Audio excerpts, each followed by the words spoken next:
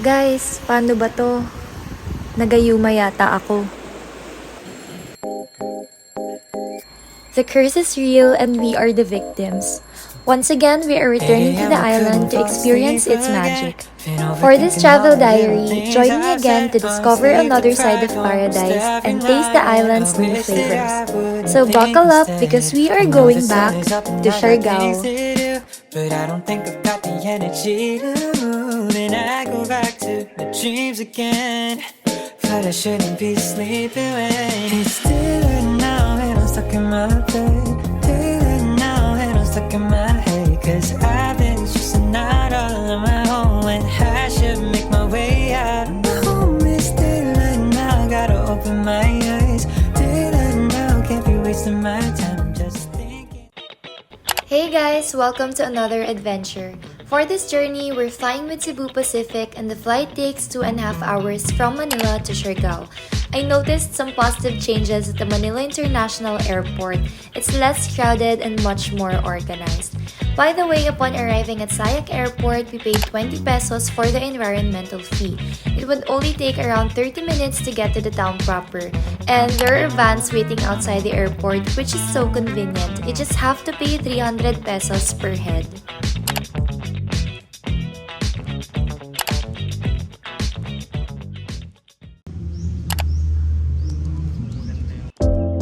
We stayed at Siargao Island Villa for 4 days. We chose this accommodation because it's near the tourism road and we honestly want to just chill for a few days before we do the activities.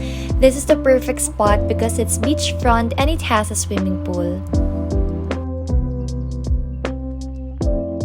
This is what our room looks like. We booked this room in Agoda for 5,600 per night for 2 persons inclusive of breakfast.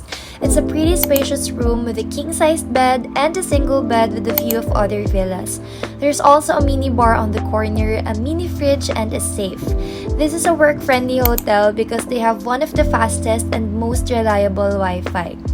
By the way, the toilet and bath is so huge and this is my favorite part because it has indoor and outdoor shower that is both heated. Also guys, I just want to share that their shower gel and hand soap smell so good. I promise to show you the pool and other amenities tomorrow. For now, let's have dinner at Kermit.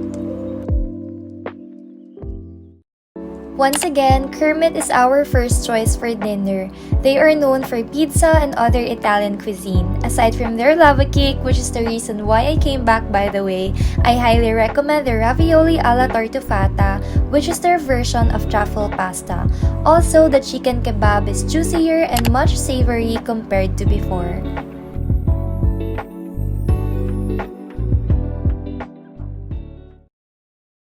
Good morning, beautiful people! It's our second day and just as I've mentioned, we want to slow down and relax for a little bit on this trip. That's why our agenda today is to hang out with friends, try a new restaurant, and later have a massage.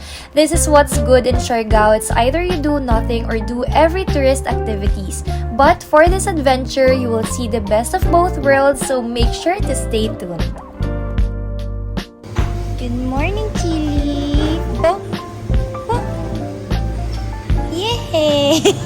We headed to the tourism road for a late lunch and we just walked because it's near. We dropped by Bravo to check some stuff and proceeded to this Mediterranean restaurant and cafe. The vibe reminds me of the movie Coco. It's super chill here and the food is really great, but just a heads up, if you're planning to work, the Wi-Fi is a bit unstable. Then right after, we went back to the hotel to swim and chill na lang because at 6 p.m. we had a massage appointment. Just be honest, I was only wondering, and maybe we could take it to a different conversation. Things will get uncomfortable, but only if we make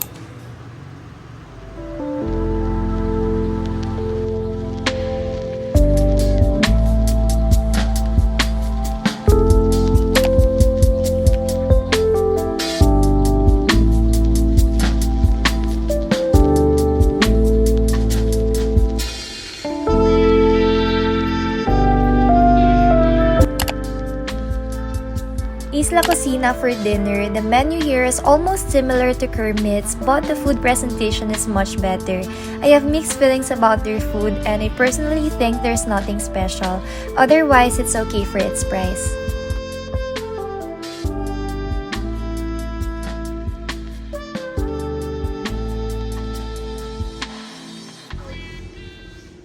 Good morning! The weather is so nice today. It's windy and sunny at the same time. Now I believe the locals for saying March to September is the best time to visit the island. Anyway, Jace and I had a coffee date at this cute corner cafe. We got the Vietnamese coffee and macchiato latte. I like Vietnamese coffee more. It tastes like a roasted nut and it's somewhat fruity.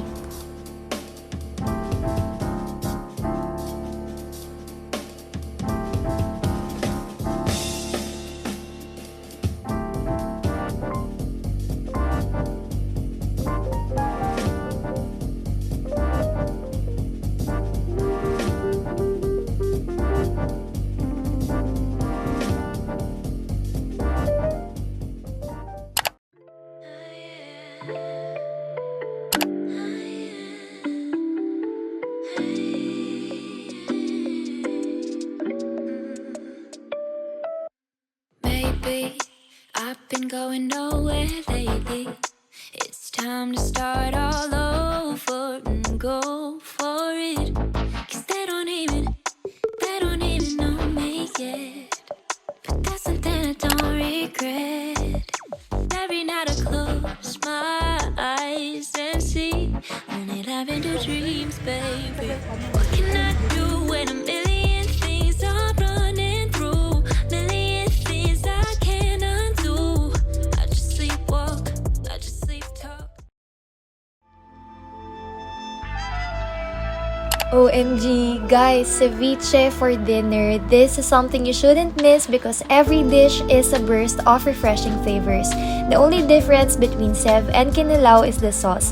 They use calamansi juice for ceviche and coconut vinegar for kinilaw.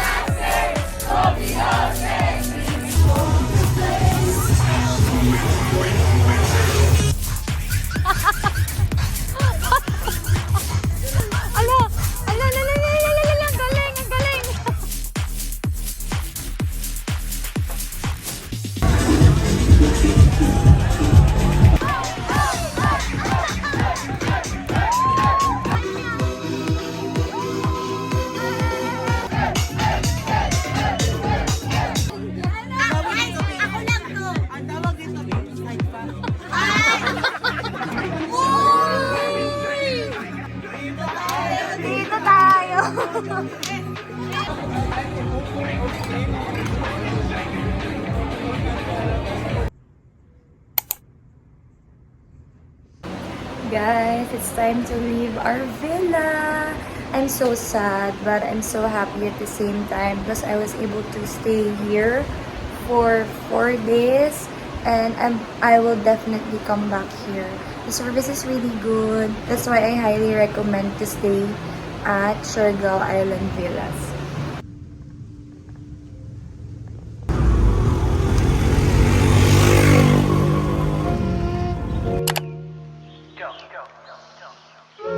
Lubian Siargao is our second home. I'm glad I discovered this place because it's so affordable and convenient. It's located in the heart of the tourism road, 3 to 5 minutes away from the beach, and literally walking distance to almost all the restaurant and cafes. If you're a nomad, I highly recommend it because they have a reliable Wi-Fi connection.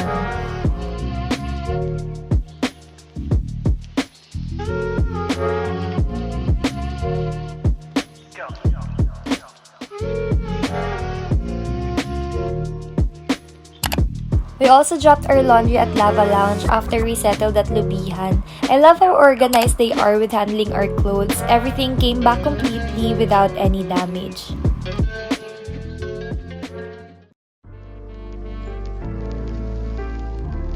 Immediately after, JC and I went to Katangnan Bridge to get some IG content, but since it's too hot, we headed back and this time to try out a taste of Mexico. This is Licatela, a Mexican restaurant, and they turned it into a bar at night. Upstairs, they also sell some merch. I like what we ordered here. It's a combination of Filipino-Mexican food. For drinks, I recommend their matcha latte. It's on the creamy side, so it's a +1 for me.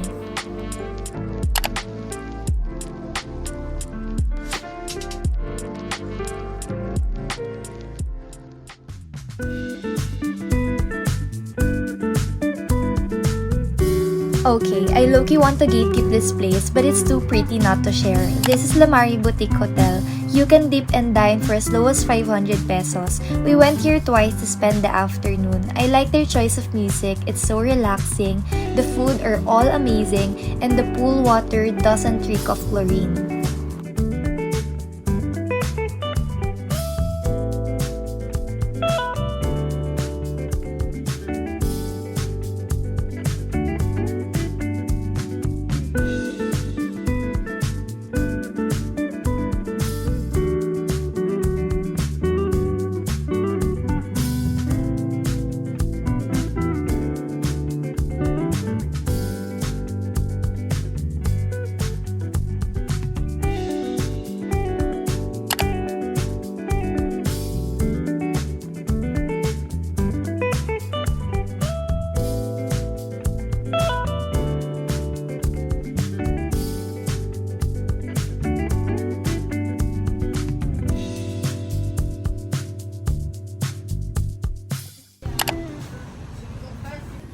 JC woke up early the next day to pick up the car that we rented from Coastal Reef Adventure. Can you believe it? For only 4,500 pesos, you can drive around Siargao with the Jimny. We had to rent a car because we were traveling to the north. This is just a DIY tour because even though the tourist spots are far from each other, it's so easy to visit. Go. We love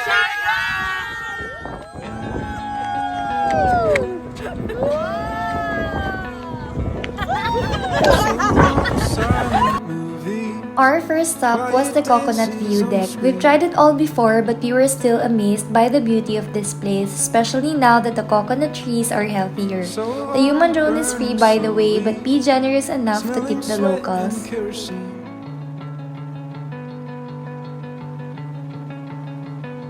And all the actors on the stage are rolling cigarettes and whispering so low. Our next stop is Magpupungko Rock Pools. We had lunch here and most of us didn't swim and just rested since the trip was still a bit far. It was high tide when we arrived and there were quite a lot of people.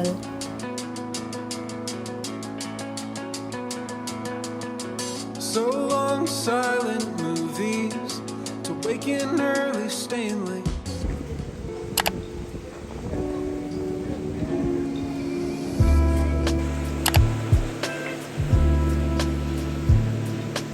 It's really beautiful here, but can I just say, Trogon's perch is really expensive. If you want to dip and dine, the required minimum order per person should be 800 pesos. But now I understand why most of the locals are recommending Pacifico Beach. It's better to surf here compared to Cloud9 because look at those waves, plus it's not that low tide.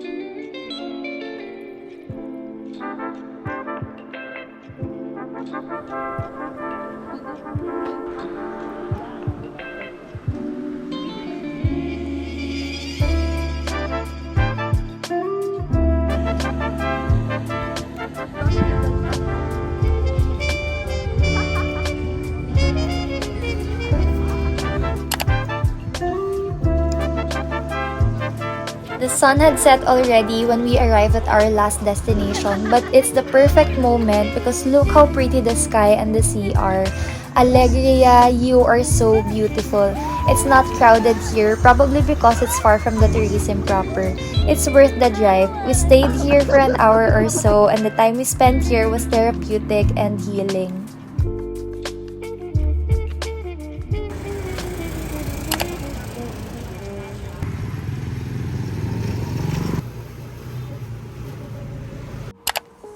For today's island hopping, we only have two places to visit, which is the Mamon Island and Corregidor. We didn't dock on Mamon Island because it was low tide, so we just free dive around the area.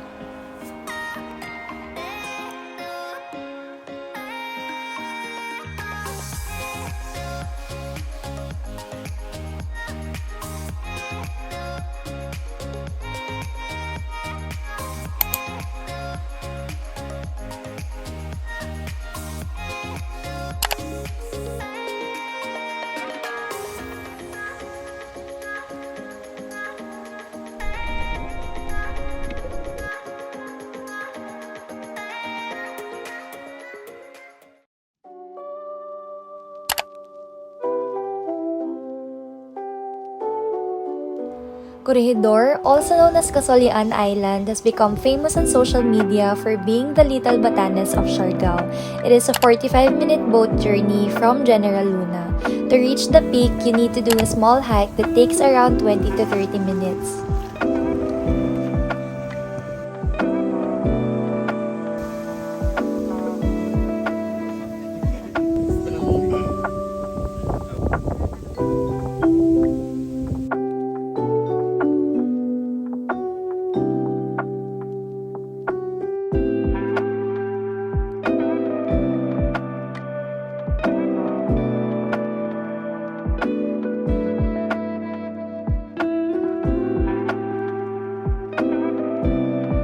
We spent the whole afternoon at Corregidor Island. We had lunch and took a nap for a couple of hours. Unlike in other islands, we are impressed by the toilet here.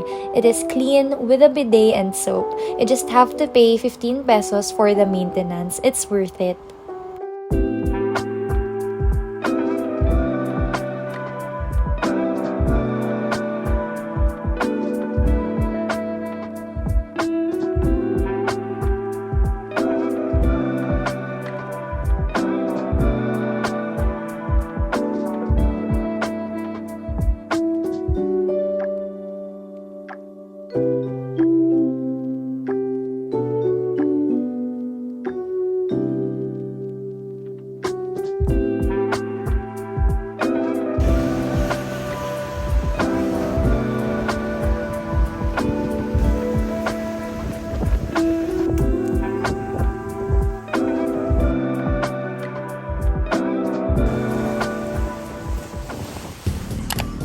Hello.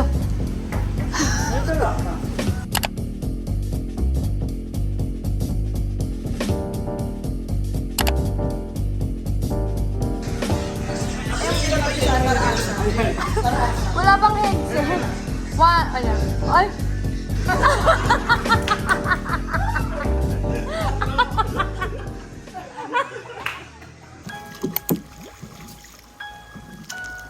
If you watched my first Siargao vlog, you know for sure that we were not able to visit the secret lagoon at the end of the Maasin River. That's why today we are heading back to finally see it. Before entering, we tried out the famous Maasin River fresh clams. If you're a seafood lover, you will like it for sure. It tastes like an oyster but creamier. It's best to pair it with your homemade vinegar and no need to put on salt. However, if you don't like it, there are other snacks to try out around here.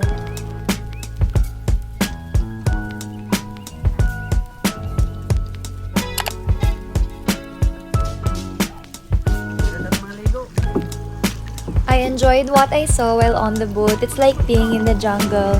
However, I was kind of disappointed to see the secret lagoon. It's like an expectation versus reality moment. It was just basically the end of the river. It looked like a lagoon just because of the camera angle, and they just put on a small pathway to seem like it. Nonetheless, we enjoyed our time here. We also enjoyed the chorizo barbecue. Just don't forget to bring mosquito repellent because there were quite a lot of mosquitoes.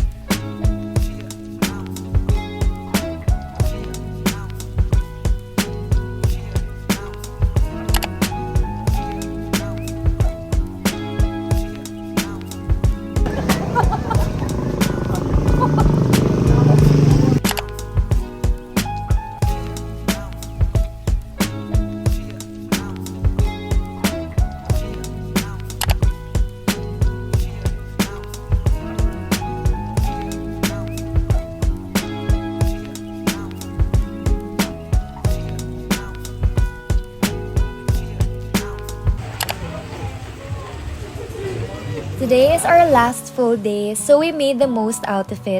For breakfast, we went back to Whitebeard. Yes, this is not the first time we tried here. This is probably one of the best breakfast places. I highly recommend their toast. I don't know, there is something special about it. It's like a sponge cake, but a toast. Do you get what I mean?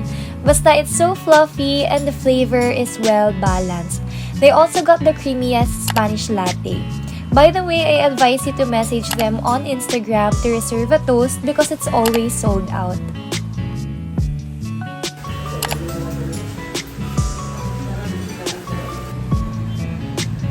Since we were up early, we proceeded to the Cloud9 to rest and chill for the last time. You need to pay an entrance fee of 100 pesos per person. That's a whole day pass.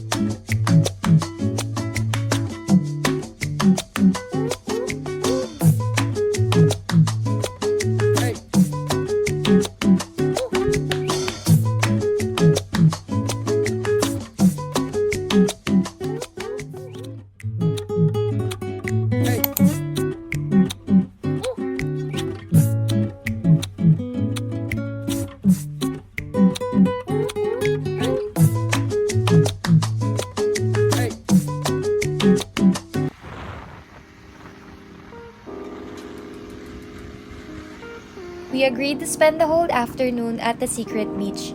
Grabe, I enjoyed this Barkada trip so much.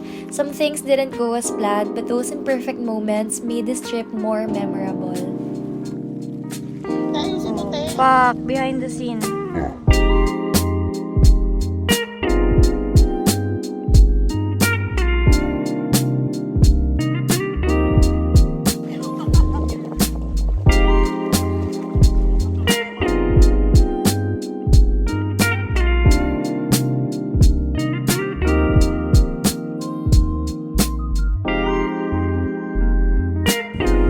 Siargao, you will always have a special place in my heart.